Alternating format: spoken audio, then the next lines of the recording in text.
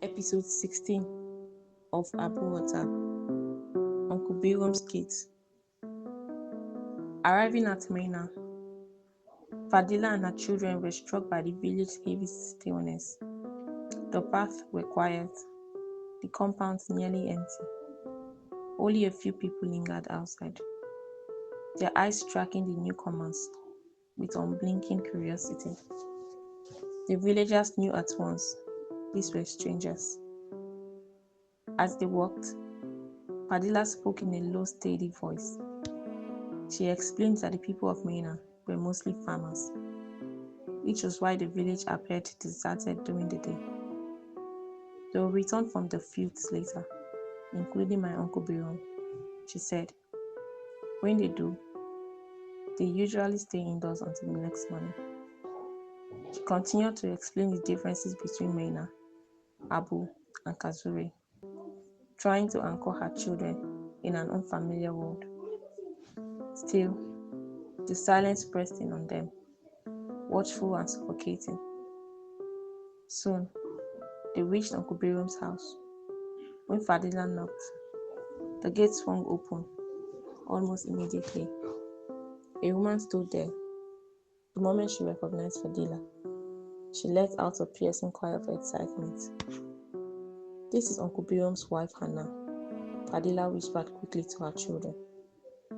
Hannah's face broke into a wild smile as she ushered them into the compound, her joy loud enough to echo off the mud walls. Footsteps followed. A younger woman stepped out from the shadows of a doorway, her expression curious but guided. "This is Hannah too, my junior wife," Hannah announced. Jana leaned toward Abdul, her voice a ghost of a whisper. "She's so young." Her eyes briefly met Hannah's before darting away, unsettled. Not long after, Uncle Birom himself appeared. The moment he saw Fadilah, his pace faltered. Concern shadowed his face. "Are you well?" he asked, bypassing a formal greeting.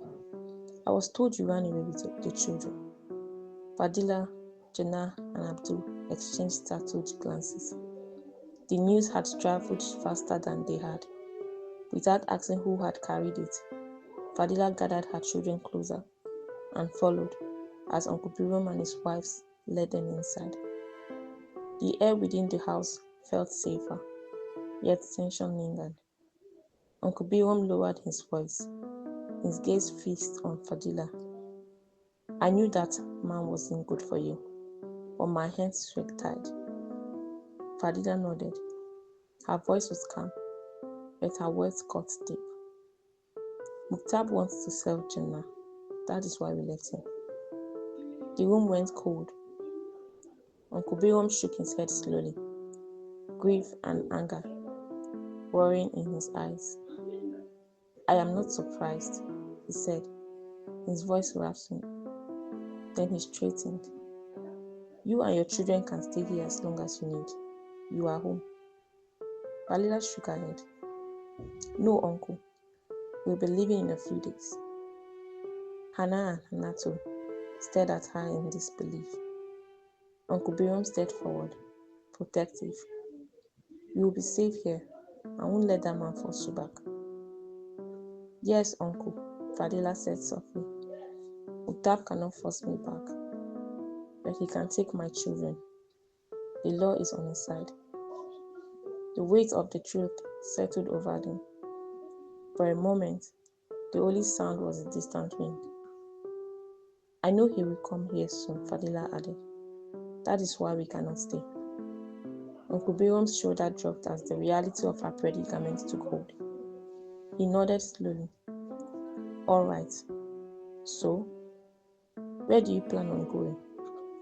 Fadilah hesitated, her eyes moving to Jannah and Abdul. "We don't know yet. We just need to be where Muktab cannot find us." Uncle Birom looked at the children, then back at Fadilah. His voice softened with rare tenderness.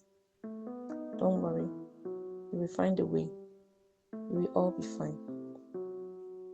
But beyond the thick walls of the house, Maina remained silent. as if the village itself were leaning to listen. Keep enjoying the episodes of Abuatab at abuatab.wordpress.com.